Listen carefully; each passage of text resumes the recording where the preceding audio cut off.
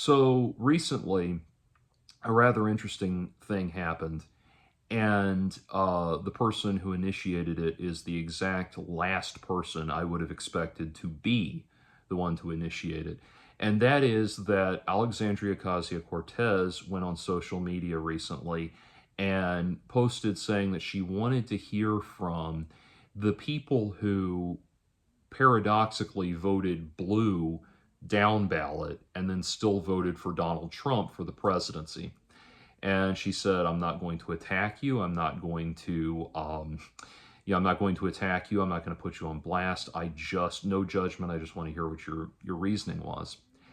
And she's talked about this in interviews since then, and kind of listening to what she's saying and reading between the lines a little bit, it sounds like she's come around to the realization that just taking the super woke values and putting them on the back burner is not going to be enough.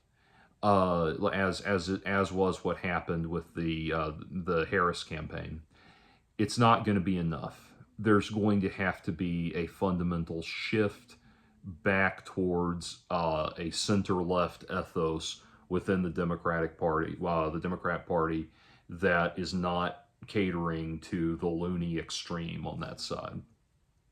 And, again, that's remarkable to me because she is the absolute last person, Alexandria Ocasio-Cortez, who was heard on heard giving a speech where she used the term chest milk.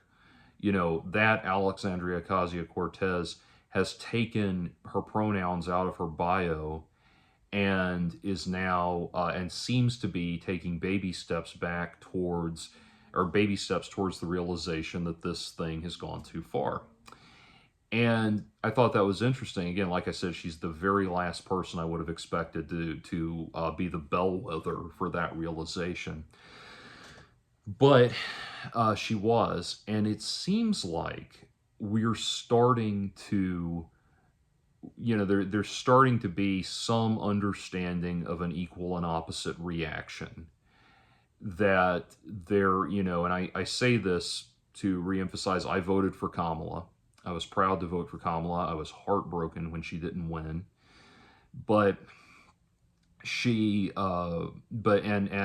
of the things that I was pleased with was that she put the far left social agenda on hold and focused on the mainstream centrist issues that people were going to care about. And so I thought that was a very positive step in the right direction. But it would seem, as various studies have indicated since then, that the woke agenda was a swing issue, or was a deciding issue for a lot of swing voters.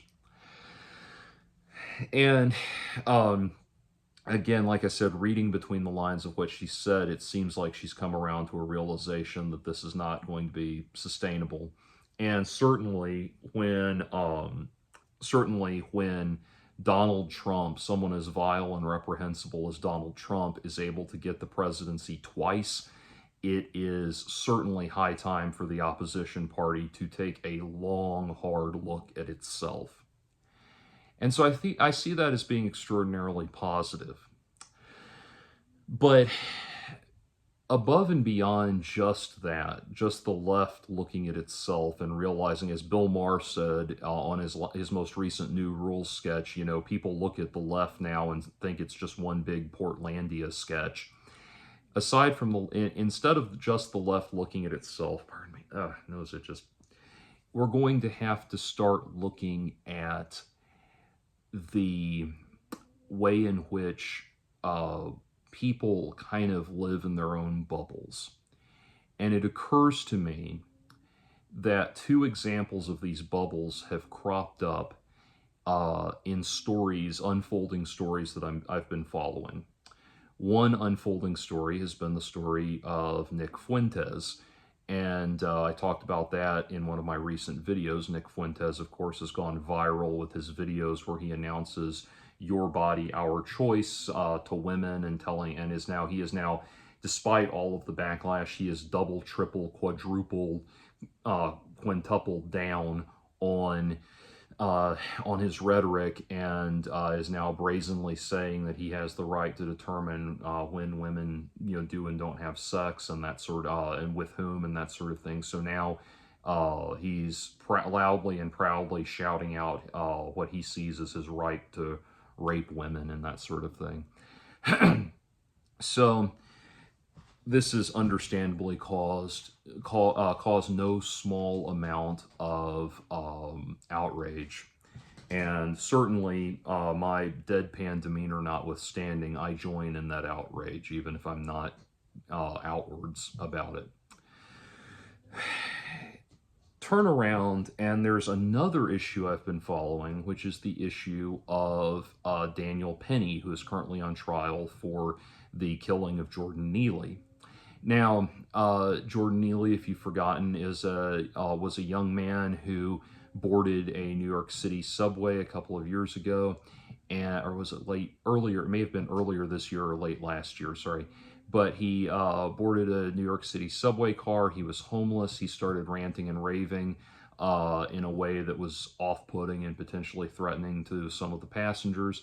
And so Daniel Penny got up and tackled or brought Jordan Neely to the ground, put him in a chokehold, and held him there for 5 minutes while held him there for 5 minutes, which ultimately resulted in ending his life. And so now he is on trial for manslaughter, and that trial is ongoing.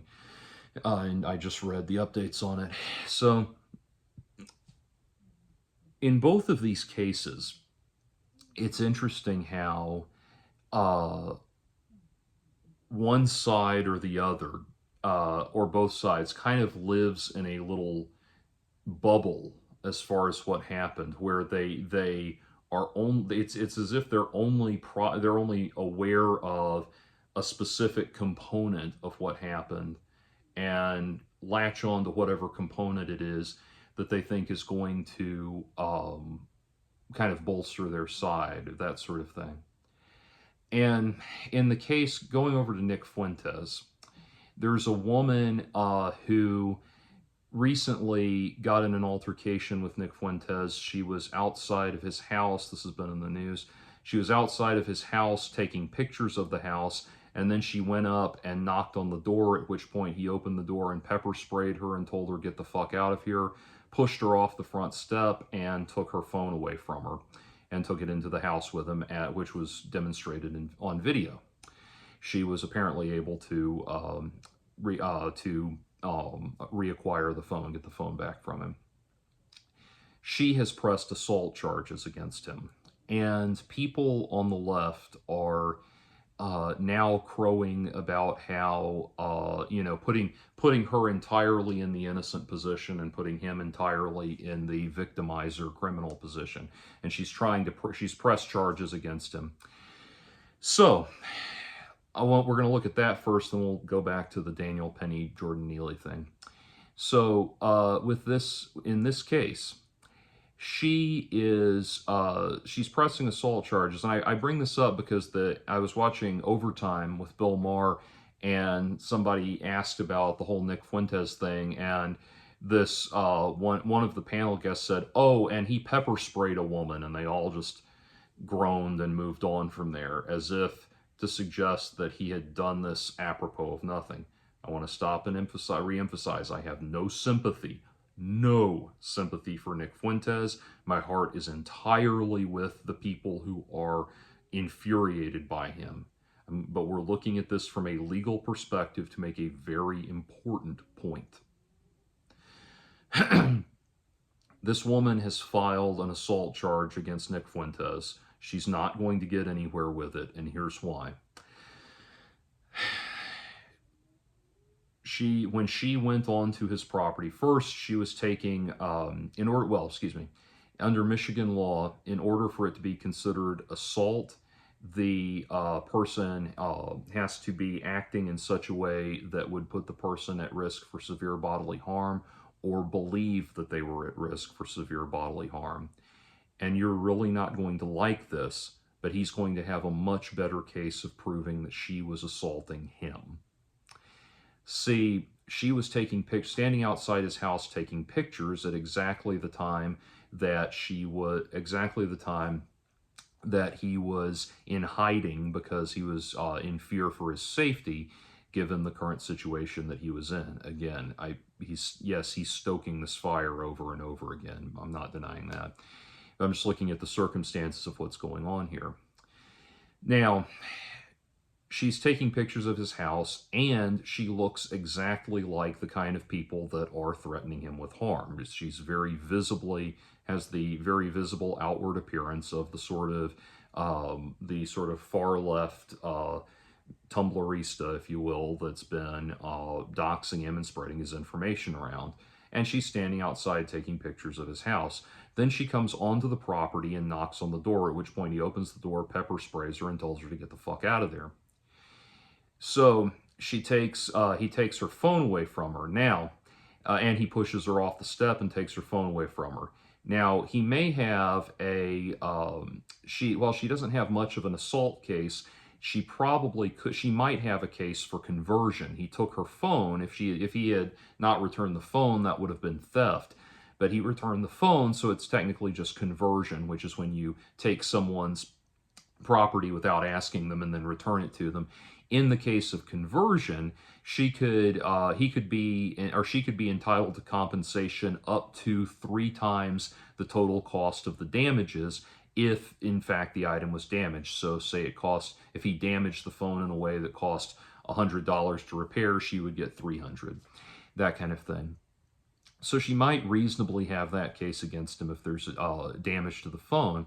But here's the thing. What she presented when she came and knocked on the door, in that situation where he's already afraid for his life, in the position of her, I'm sorry, he can already claim that he had reason to be in fear of his life, and he had reason to think that this person was coming onto the property to cause him harm.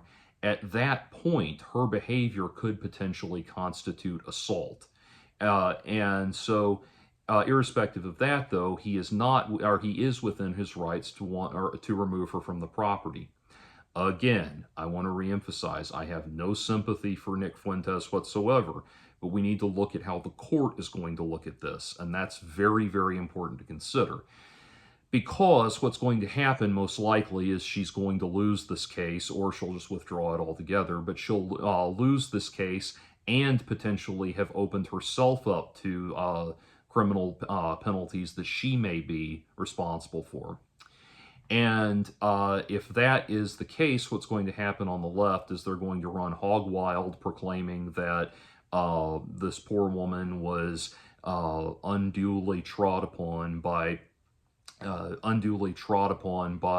legal system that's blatantly stacked in the favor of men or white men or what have you, to such a degree that they can brazenly assault her and not only get away with it, but be entitled to compensation. This is kind of what I'm talking about here is kind of echoed in the fact there's a famous case, and I should have thought of this before I'm thinking of it in the moment.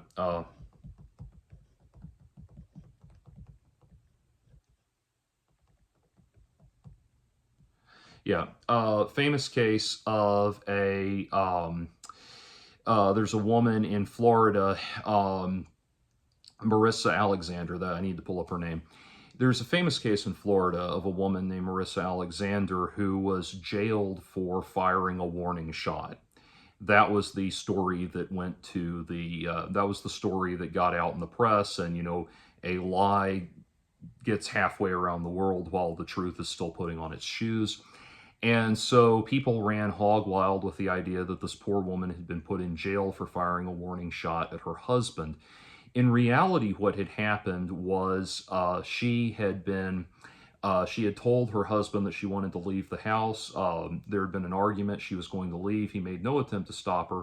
She walked out to her car in the garage, got a gun, came back in, and fired directly at her husband, who was in I believe the dining room, but one of the rooms, holding in the far corner, holding their baby. She fired directly at his head and missed, and tried to play it up as a defense that that was a warning shot. It was proven in court, no, that was not a warning shot. You were trying to shoot your husband in the head. That's why she went to jail. And recklessly endangering your child in the process, that is why she went to jail. And of course, she said that the reason she got the gun out of the car was because the garage door wouldn't open, and the authorities checked, and the door went up and down just fine. But in any case, there was no excuse, even if she was using the gun to give herself tactical advantage in the situation. There was no reason to fire at him across the room while he was holding their child. Or directly at him across the room while he was holding their child. That's absurd. But she tried to claim the defense that it was a warning shot, and that's what got halfway around the world while the truth was still putting on its shoes. Anyway, so I'm bringing this up to make the point that one of the things that's got to happen is we've got to start listening to what's in these situations. When these situations hit when these situations hit the news and that sort of thing, we've got to actually be willing to listen to what the entire situation is. I bring it up in light of Alexandria Ocasio-Cortez potentially wanting to turn the tide on the whole woke thing, because this is one of the problems. We live in these two different worlds. People live in these two different worlds when they are presented with information, presented with facts, and they suddenly live in two different worlds.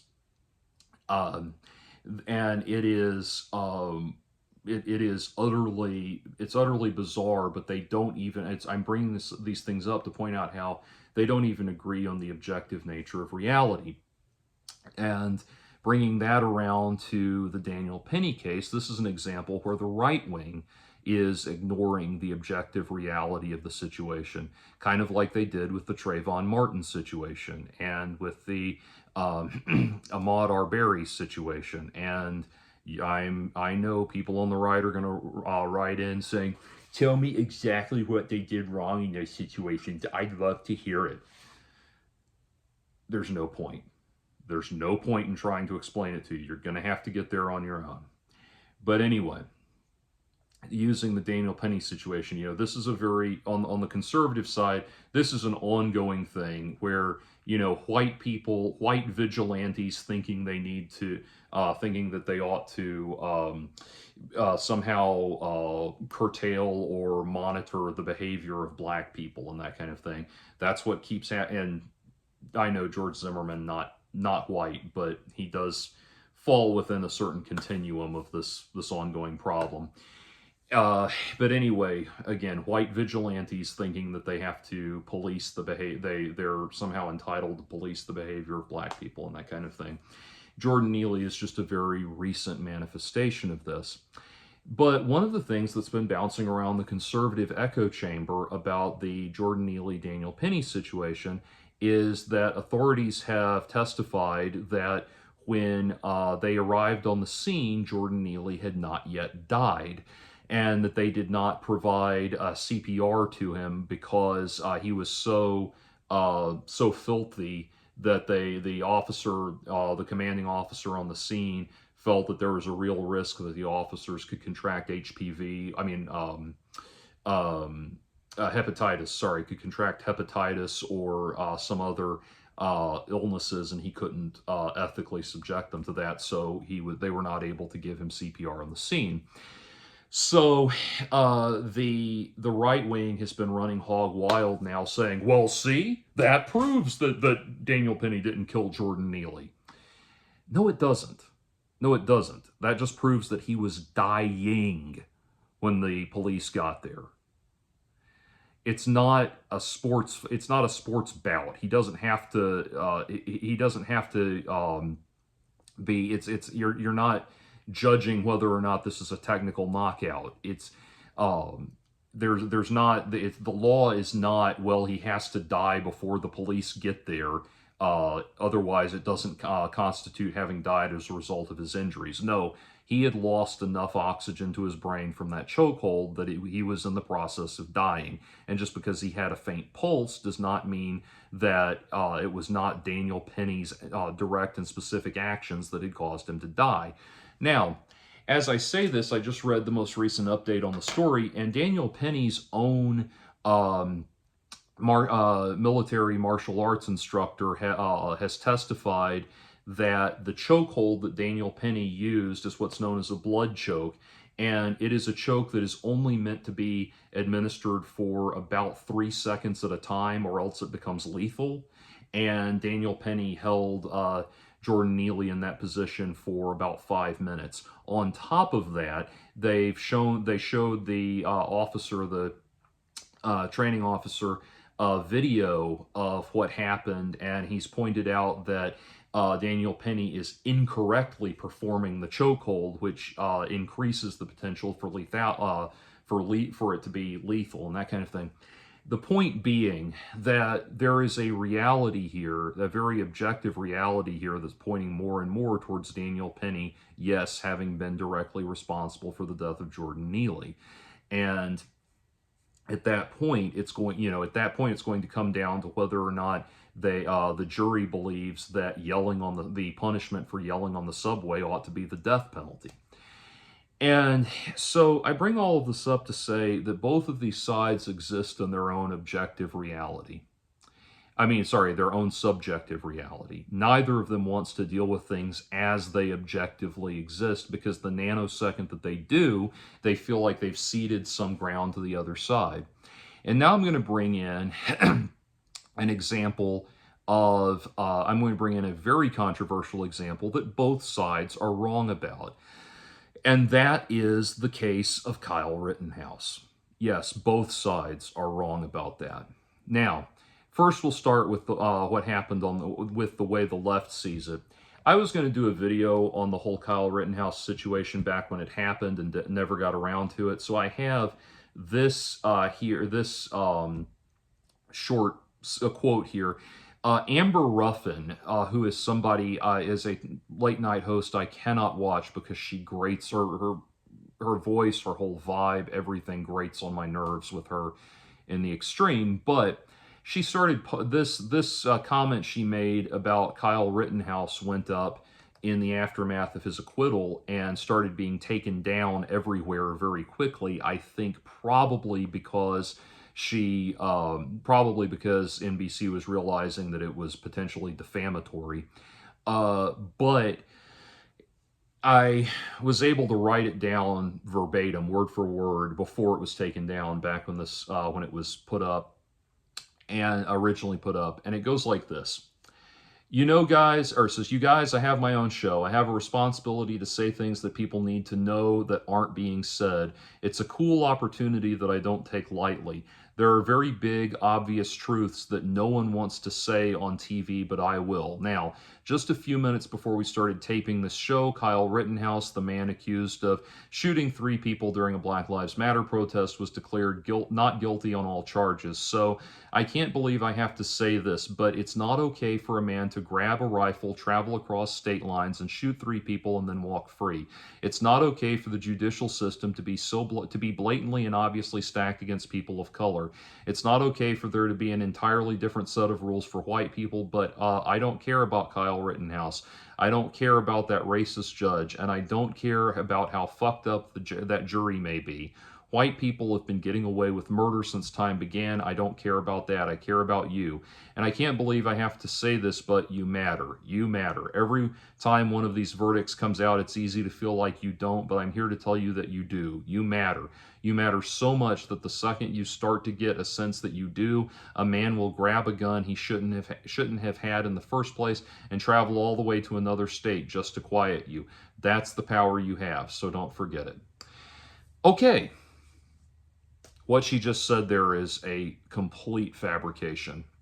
Kyle Rittenhouse did not get a gun and cross state lines. The gun was waiting for him when he got there. That's why the case was tried at the state level. Then the idea that he did this. There is absolutely absolutely no evidence presented whatsoever that supports the idea that he did what he did to silence people who are speaking out on a particular side.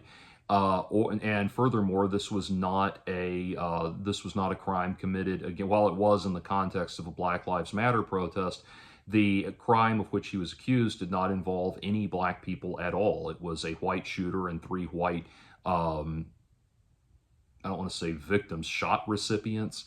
Anyway, three white targets, if you will. Now, before you start accusing me of being some right-wing demagogue here, I'm going to get to how the right is wrong on this one too. I'm taking both sides. Just don't grab the rope just yet. But anyway, here's the thing. In the actual Kyle Rittenhouse situation, the first guy that Kyle Rittenhouse shot, there was an altercation, some kind of altercation, which Kyle Rittenhouse, having not yet fired a single shot, ran away from, and the guy that he shot was chasing him from behind, threw a bottle at him and hit him in the back of the head, at which point he turned around and fired back, which hit the guy and killed him. That then incurred a whole mob of people to start chasing him. He began running away from them.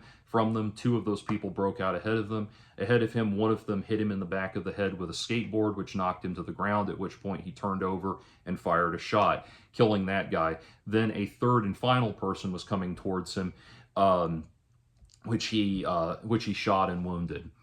And in all three cases, multiple witnesses, up to and including that third person that he shot, all testified that he shot in self-defense and that he only fired at people who were assaulting him. There's extensive video camera footage showing what happened, extensive witnesses, and furthermore, Kyle Rittenhouse was shown milling about in a specific location, cleaning up graffiti for most of the evening up until the event happened. I do not like what Kyle Rittenhouse, the situation that occurred with Kyle Rittenhouse.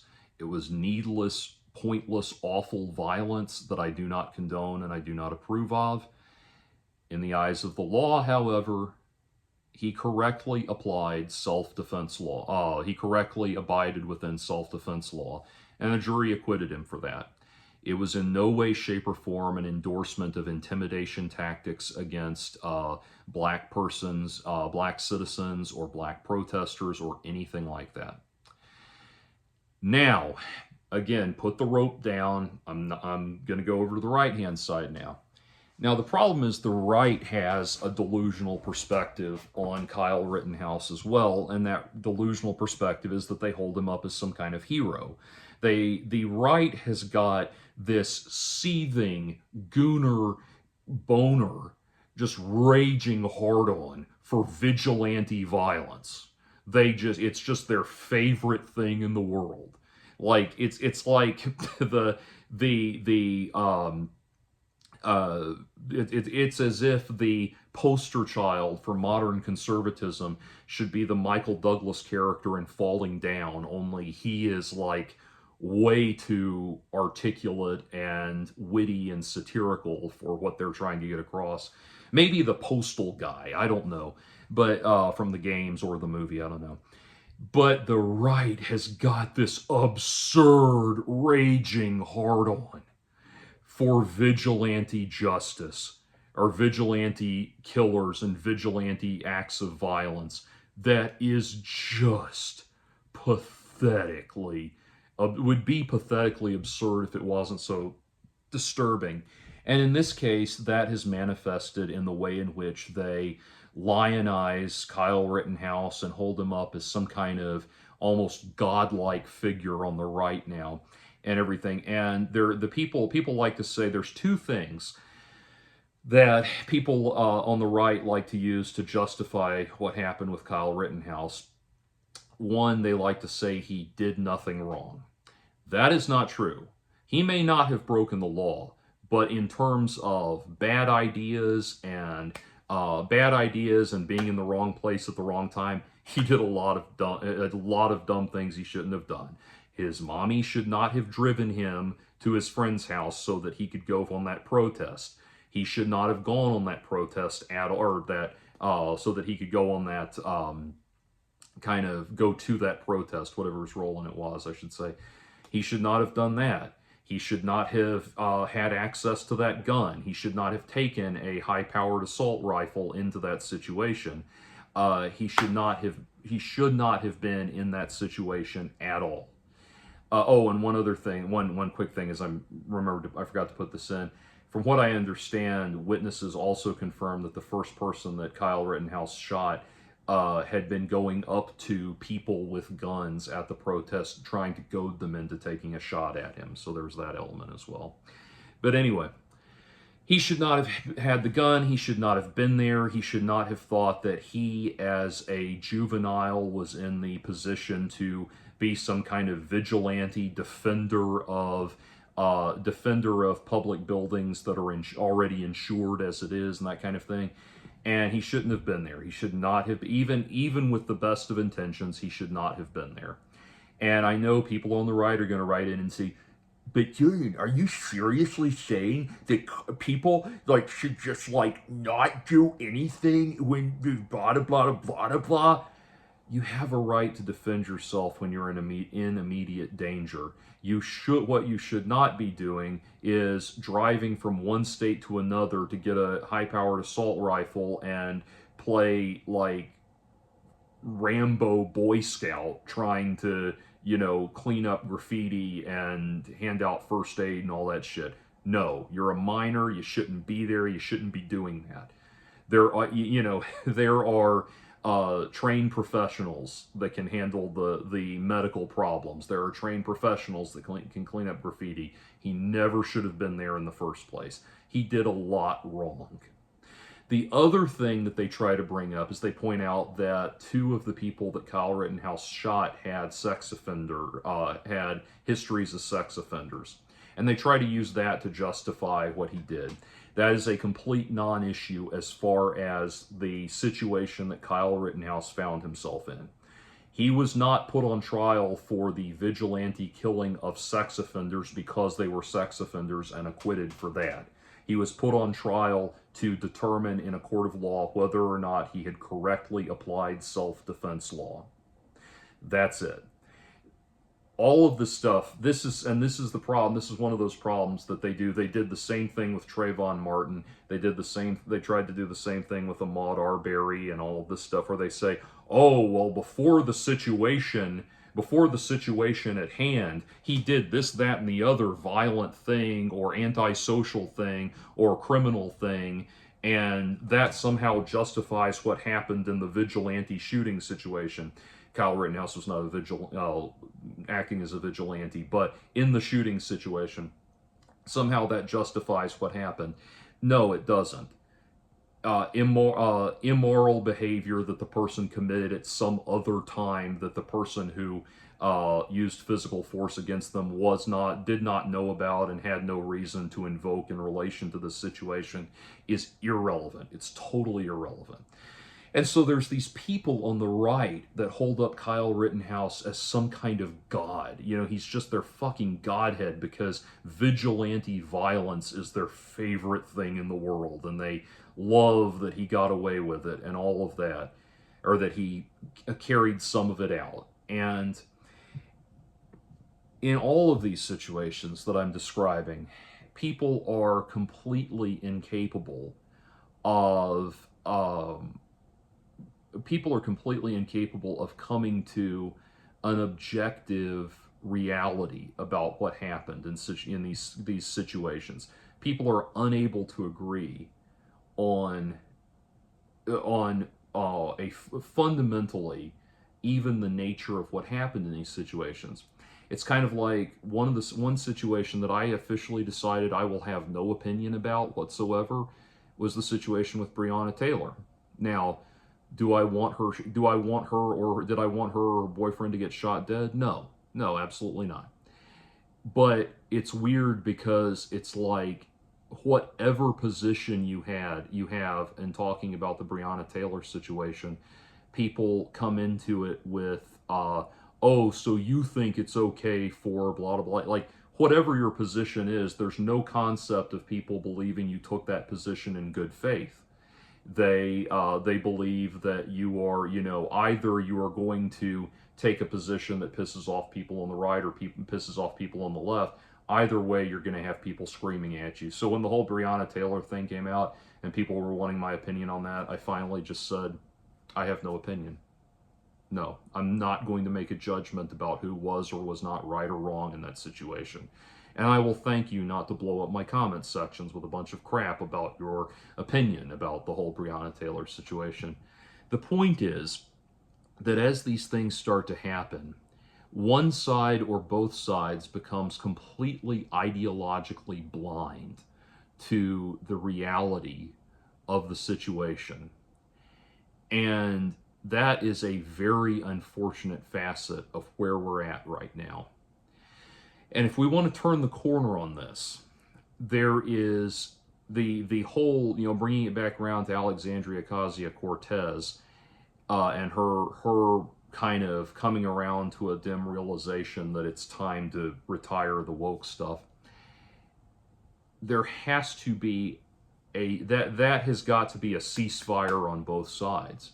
Both the left and the right have got to come to this realization that they don't see the same world, that their interpretation of things is so selective that it has become impossible for any objective consensus on an issue to be or to even be arrived at. And that's what we've got to get to before we ever are able to move forward. Think about it this way. Arguably the biggest trial of the last, legal debacle of the last century was the O.J. Simpson trial. When he was found not guilty, he was found not guilty because Johnny Cochran was successfully able to persuade the court that what had happened was that the police were targeting O.J. Simpson because of racism and not because of, to such a degree that they were willing to throw out all of the overwhelming mountain of evidence against O.J. Simpson and essentially carry out an act of jury nullification by just deciding he was not guilty, really on the basis of nothing other than ideologically siding with Johnny Cochran. 30 some odd years later, we are, O.J. Simpson passed away, and when O.J. Simpson passed, pretty much everybody was universally in agreement that he did it, and Johnny Cochran just pulled some bullshit in that courtroom. And now we understand now, and we understand this on such an objective level that the Netflix TV movie that was made recently with David Schwimmer and John Travolta and a bunch of other people, and Cuba Gooding Jr. and all that, the recent TV movie that was made about the O.J. Simpson trial builds their narrative around this, but we now kind of basically understand that all of that, what really happened there was O.J. getting acquitted was essentially collateral damage for Rodney King, and they did not get the Rodney King verdict yielded obviously the tremendous outrage and the riots and all of that, and they were deeply, it was all built around, that result was built around fear of what would happen again if there was another such verdict, and so it was overturned. O.J. was found not guilty as a result. Anyway, I bring that up because that incident happened at a time in our, I lived through it. I was young, but I lived through the O.J. Simpson trial and all of the decades of history after that, up until his recent demise. That happened at a time when it was still possible to come to some objective conclusion about things. by and large, about 95% of the populace could come to an agreement about what happened, about these things, because we were not living in, we could analyze what happened and come to an agreement on it. We can't do that anymore. There are probably, there are probably one or two people out there somewhere who really do to this day think that Furman planted a glove, who really to this and truly to this day think that O.J. Simpson spent the rest of his life looking for the real killer, etc., etc. There are probably a few people who honestly believe all that, but nowadays we all basically agree, black, white, blue, green, whatever, we all agree that OJ got away with murder. We have an objective understanding of what happened. We don't live in that time anymore. We don't live in an era where evidence and objective reality rule out.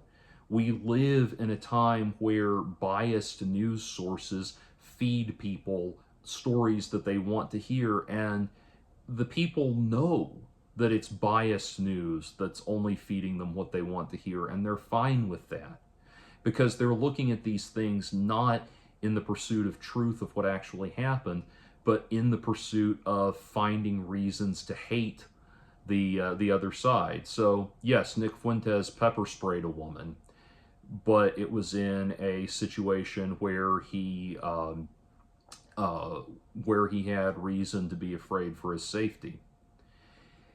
Nick Fuentes is a horrible human being, and there's going to be, I do think there's going to be an ethically and legally justifiable way in which he gets his comeuppance. I do think he will. I don't think that doxing him and doxing him and forcing him into hiding and all of that is the answer. But I do think something legal and ethical and moral is going to happen to him that will be his comeuppance. I'm sure of it.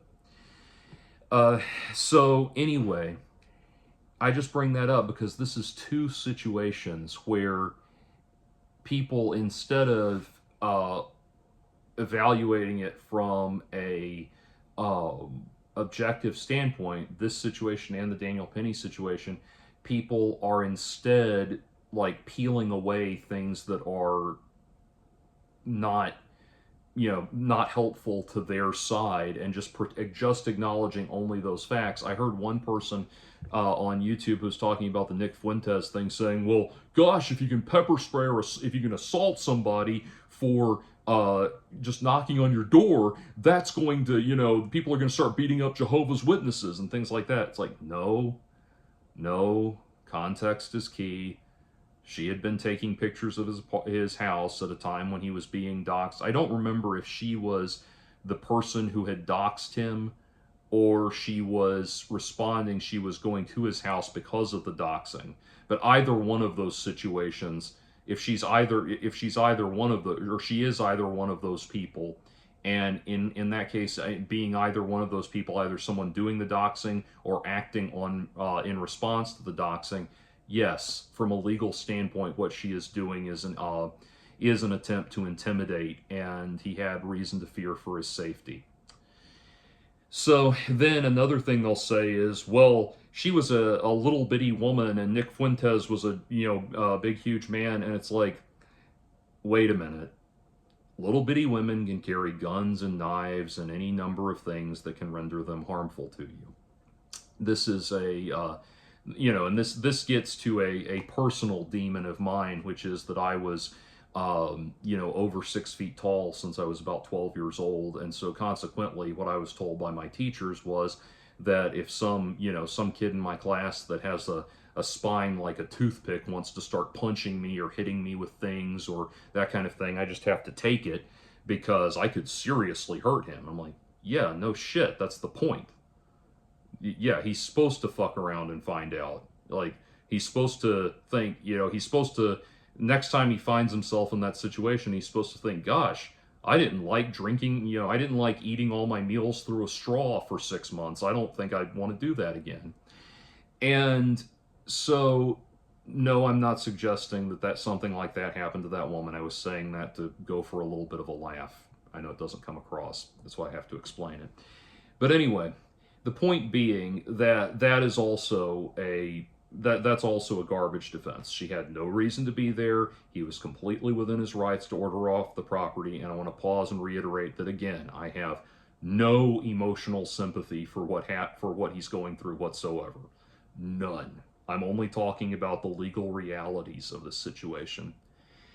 And so, in that regard, that's what we've got to think about.